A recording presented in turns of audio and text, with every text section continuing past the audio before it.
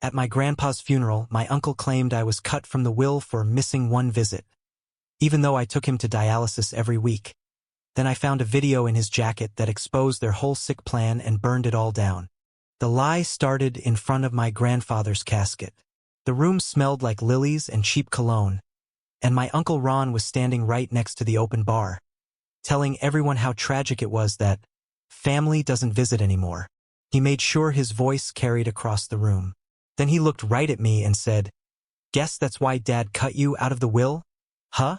I swear the room went quiet. My aunt choked on her wine. My cousin looked away. I didn't say a word at first, because grief was already sitting on my chest like a brick.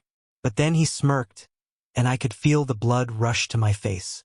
"What are you talking about?" I asked. "I took him to dialysis every damn week." Ron shrugged like it was nothing. "Yeah, but you didn't visit that last weekend. Guess it mattered more than you thought." I wanted to hit him. Instead, I walked out to the parking lot before I said something I couldn't take back. My grandfather had been everything to me, my last real family after my mom died. I spent months driving him to the hospital, picking up his meds, cooking his meals. He told me stories from when he was a young mechanic about how he built his first car from scrap. He'd told me more than once, "You're the only one who shows up, kid. Don't let them take you for a fool." But apparently I was the fool. After the funeral, my uncle's lawyer called a family meeting at Grandpa's house to read the will. That's when it hit me. If Ron was right, that meant the man who raised me had decided I wasn't worth a single thing he owned. No explanation. No goodbye. I didn't believe it. Not for a second. But when I sat in that living room and listened to the lawyer read off names and property transfers, my name never came up once. Not for the house. Not the car. Not even the old watch Grandpa promised me when I was 12. When it was over, Ron patted my shoulder and said, "Don't take it personal, kid. Grandpa just wanted to reward the people who were there for him. That was it." The way he said it, smug, rehearsed, it didn't sound like grief. It sounded like victory. I was about to walk out when I saw something hanging from the coat rack by the door. Grandpa's old brown jacket, the one he wore to every doctor appointment. It still had his reading glasses in the front pocket. Something in me made me reach inside the inner lining. That's when my fingers brushed a small flash drive taped to the inside seam. I didn't think much of it at first, but later that night, I plugged it into my laptop. Inside was a single video file, dated 3 weeks before Grandpa died. When I hit play, his tired face appeared on the screen, and the first thing he said was, "If you're watching this, it means Ron got what he wanted." My heart stopped. "And if he did, you need to know the truth about what they've done." That was where the video cut to black. And that's when I realized, my grandfather didn't cut me out of the will. Someone else did. My grandpa's name was Harold, but everyone in town just called him Hal. He was the kind of man who never took help from anyone. Raised 2 kids by himself after my grandma left, worked 50 years in a machine shop, and still mowed his own lawn at 81. When my mom died in a car accident, he was the one who took me in. Ron, his older son, had already moved out long before that. He'd barely call except when he needed money. My mom was always the responsible one, the one who helped with bills and checked on Grandpa every week. When she died, I think Grandpa saw a little piece of her in me. I started helping him out around his house in Clearwater, Florida, fixing things, driving him to appointments. When his kidneys started to fail, I took him to dialysis every Tuesday and Friday for almost 2 years. I missed work sometimes. My boss got fed up, but Grandpa was family, and family meant showing up even when it wasn't convenient. Ron, he'd breeze in once every few months, usually when he needed Grandpa's signature for something. There were rumors he'd been caught taking money from Grandpa's savings, but Grandpa never pressed charges. "He's still my son," he'd say, like that made it okay. Then, about 6 months before Grandpa passed, things started changing. Ron suddenly started visiting more, bringing groceries, showing up at the dialysis clinic, acting like the perfect son. I didn't think much of it at first. Maybe he was just trying to make amends. But I remember one day in the clinic parking lot, Grandpa looked tired, leaned over his cane, and said quietly, If anything ever happens to me, make sure you keep the house in your name, okay? I told him I didn't even want the house, that I just wanted him to get better. He smiled like he didn't believe that would happen. You will, he said. Ron's already sniffing around like a buzzard. That stuck with me. Then came the week before he died. Grandpa had caught a bad cold and told me not to come by. Said he didn't want to get me sick.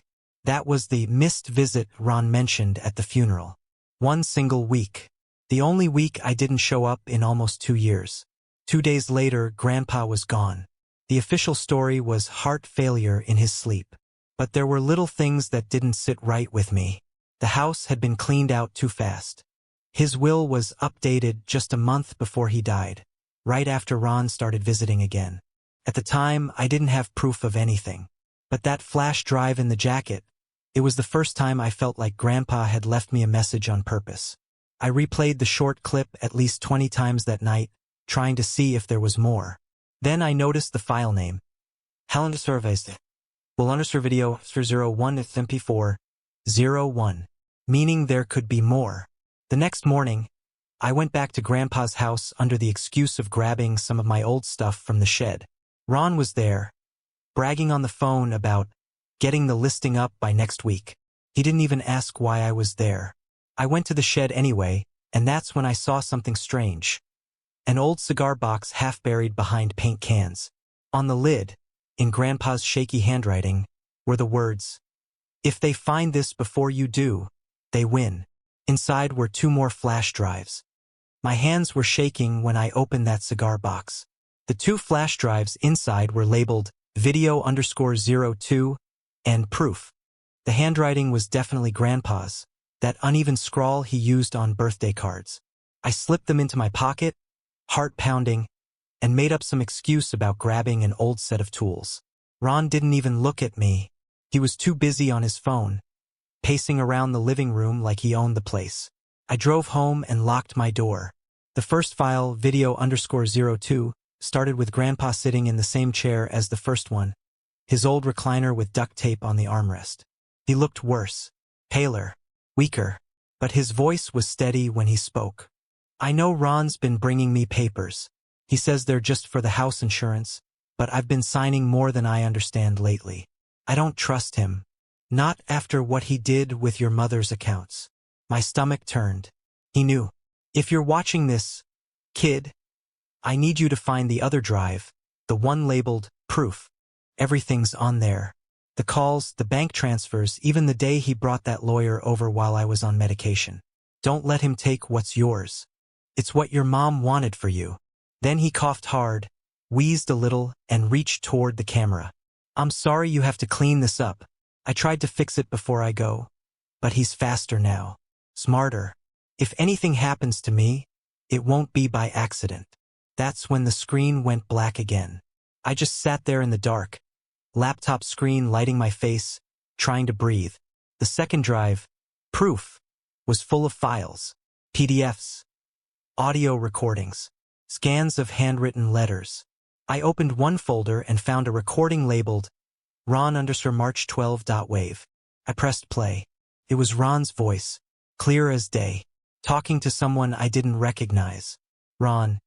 Yeah, I'll get him to sign it this week. The lawyer already drew it up. We just have to make it look like he was lucid. Unknown voice. And the will. Ron. Already revised. I'm naming myself executor so no one can contest it. The kid won't know until it's too late. Then a pause. Laughter. Ron. He thinks he's giving me power of attorney for his insurance. Dumb old man doesn't even realize he's signing away the whole property. I couldn't listen to the rest. It all clicked. The sudden visits. The fake charm. The missed visit story.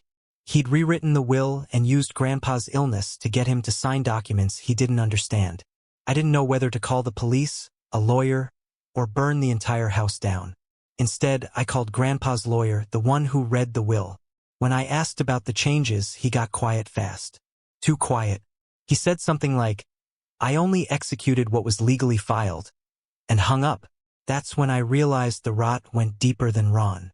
Someone had helped him. I started planning what to do next.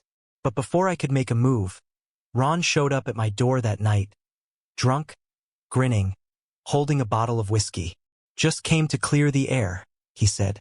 "Family shouldn't fight over money." I didn't invite him in, but he pushed his way through anyway. That's when he saw the laptop on my table, and the folder still open. His smile vanished. Ron's face changed the second he saw the folder open on my laptop. His fake charm dropped like a mask. His eyes darted to the screen. The file labeled Ron_March12.wave was still highlighted. He didn't say anything at first, just took a step closer, slowly, like he was trying to figure out how much I knew. I didn't move. "You want to explain this?" I asked, my voice shaking. Ron let out a short, humorless laugh. "You've been snooping where you shouldn't. That's what this is." "Grandpa recorded you," I said. "He knew. He knew what you did." He rubbed his jaw, thinking, then said, "You don't know what you're talking about." He was confused. Old. Probably thought the TV remote was a camera. "Then why'd you forge his signature?" I shot back. "And the lawyer? You paid him off."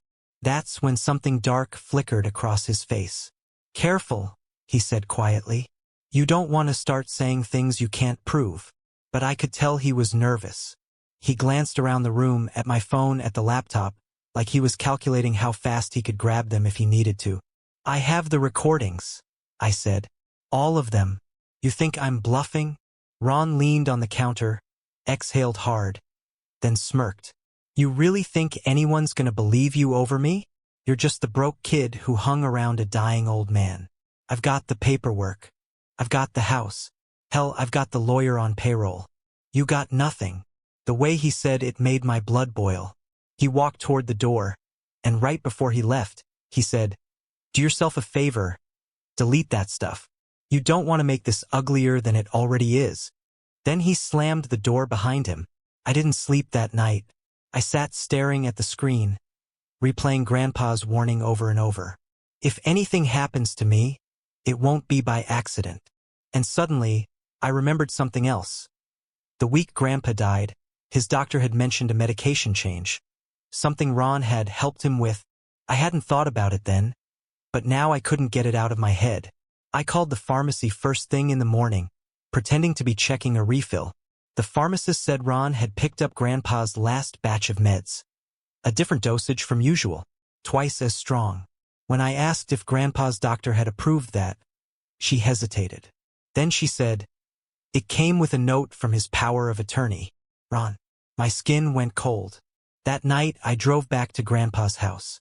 I wanted to see for myself if there was anything else he'd hidden. The place was dark. Ron must have already started clearing things out.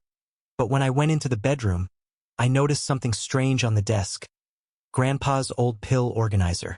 Friday's slot was still full. He'd never missed a single dose in 2 years. And that's when it hit me. Grandpa hadn't died from heart failure. He'd been drugged. Ron didn't just steal from him. He killed him.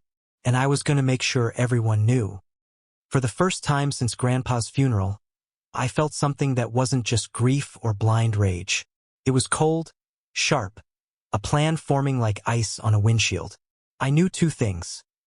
Ron had motive and means, and Grandpa had left me the proof.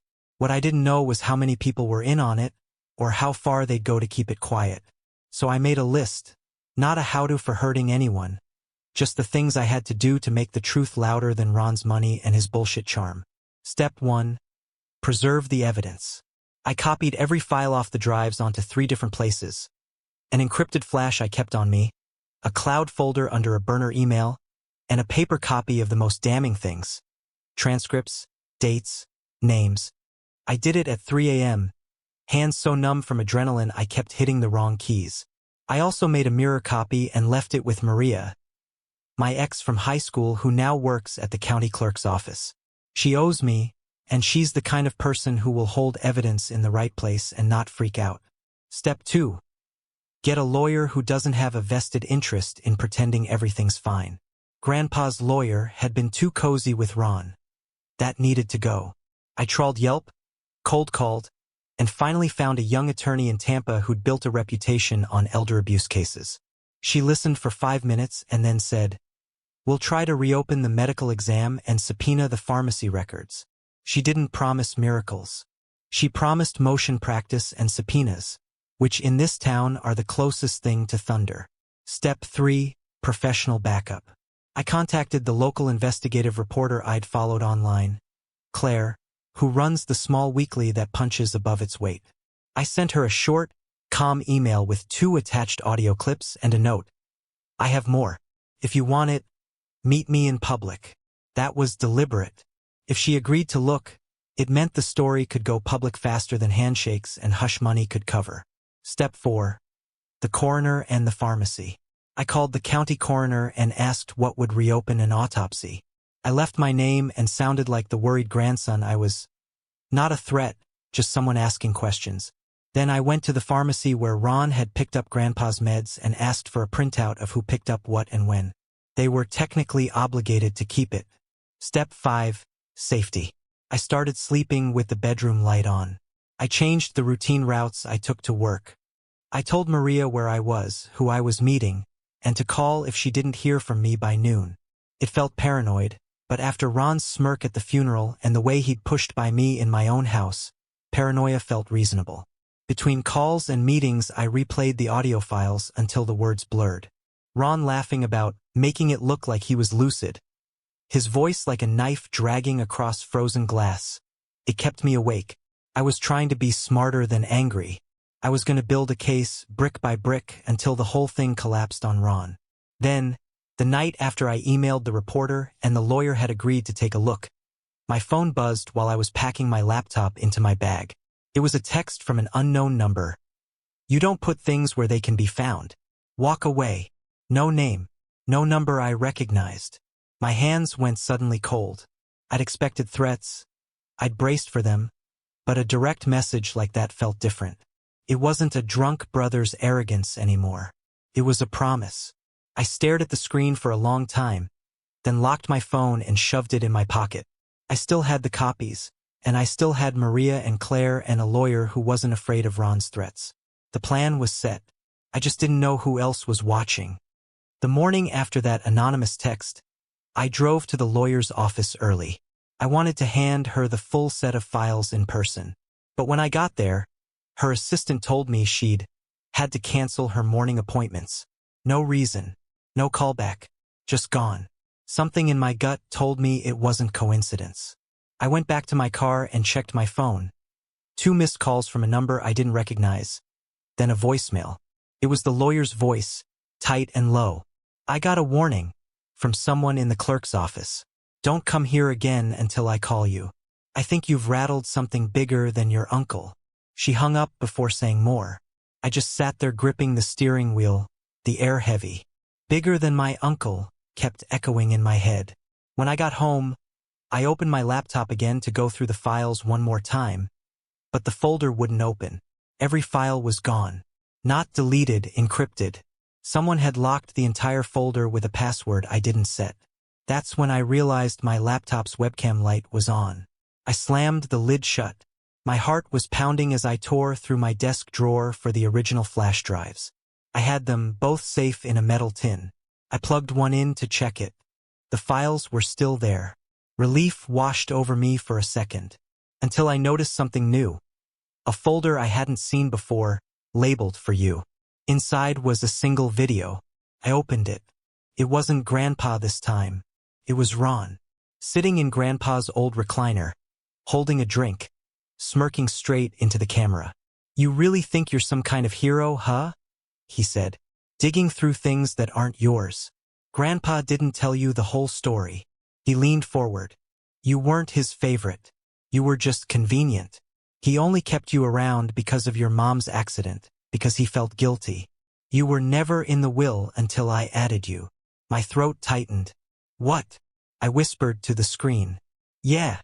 Ron went on, chuckling. He wanted to leave everything to charity. The house, the savings, all of it. Said he didn't want another selfish generation ruining it.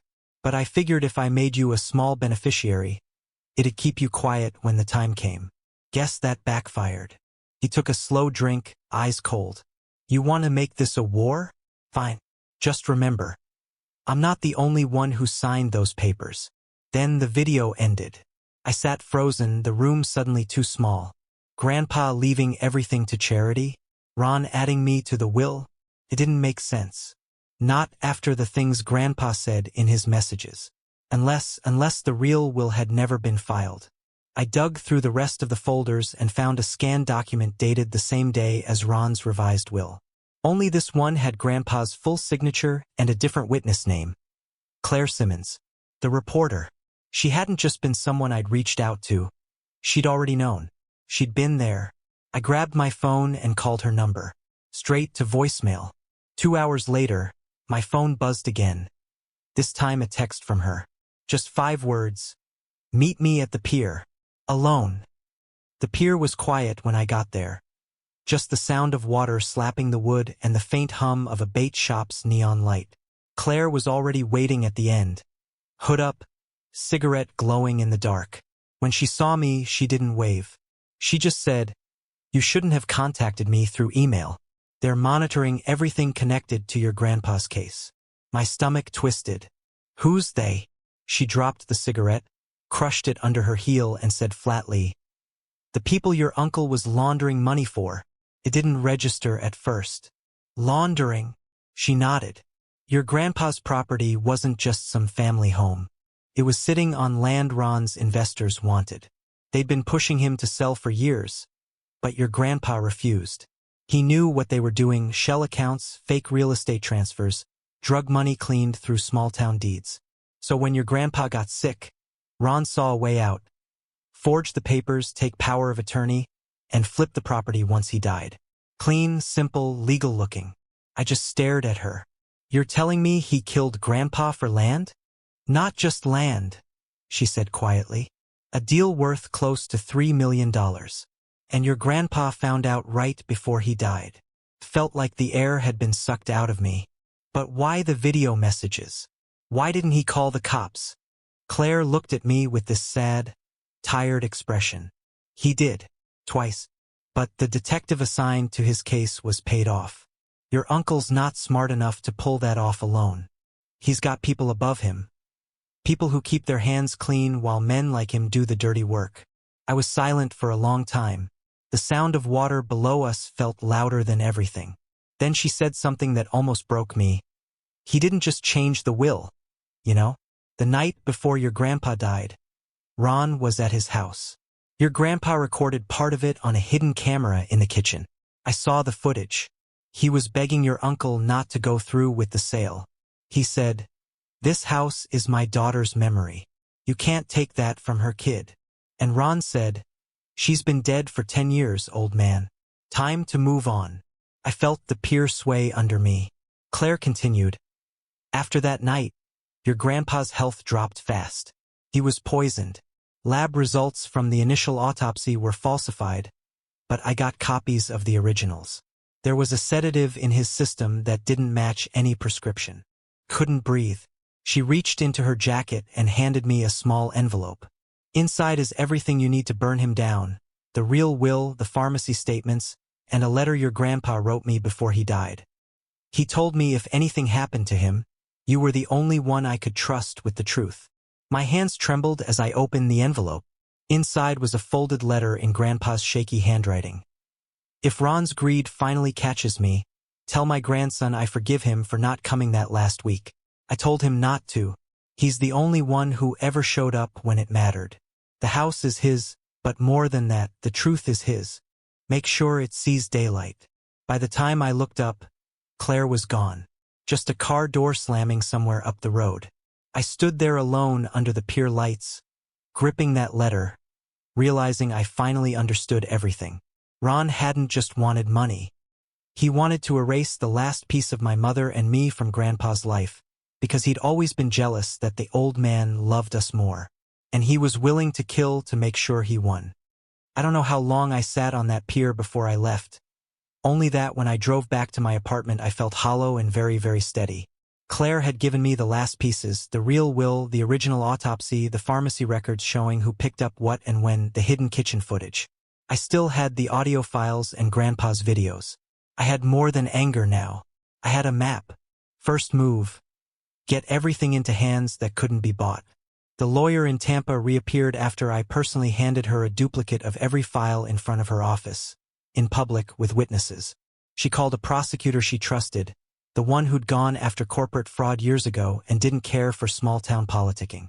We arranged for secure transfers.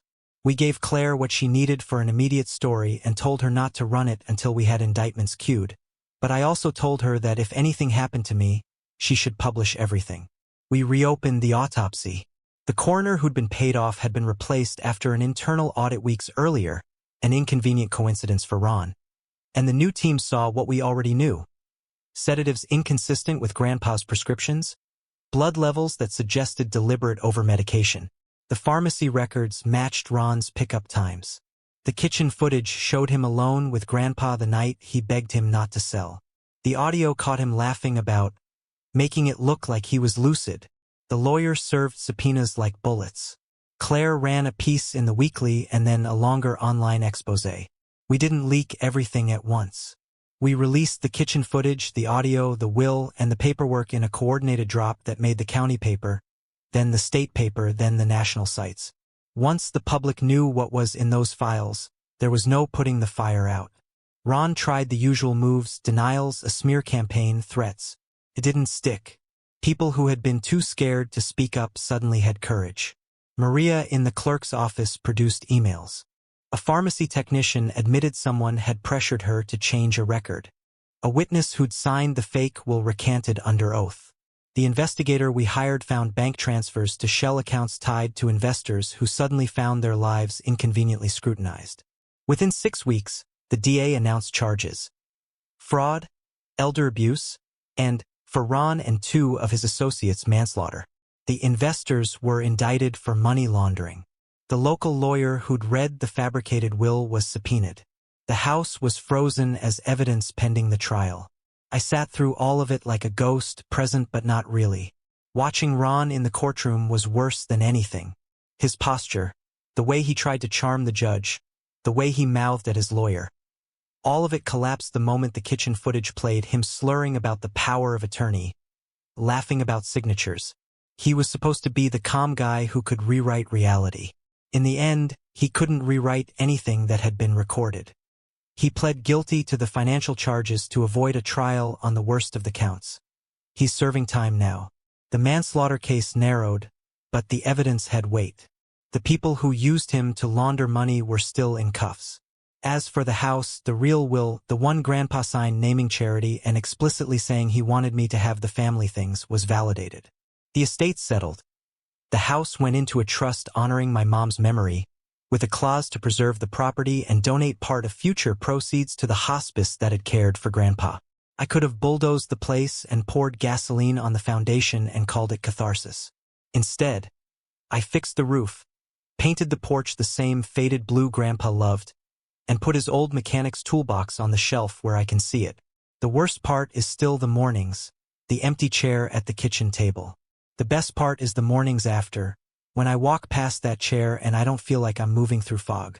I read Grandpa's letter sometimes, the one where he said he forgave me for missing that last week. I never told Claire this, but when the final paperwork cleared and the house title was in the trust, I went back to the casket store and bought the cheap watch Grandpa had promised me when I was 12. I put it on my wrist and felt ridiculous and whole at the same time. Ron used to say, smug and slow, that family didn't visit anymore. He was right about one thing. Some people think showing up is a thing you do for appearances. But showing up is also what I did afterward, when it mattered most. I showed up with everything he left behind, the truth, and I burned down what he built with his hands and other people's money. Grandpa used to tell me, "Don't let them take you for a fool, kid." I guess I learned how to make fire the hard way.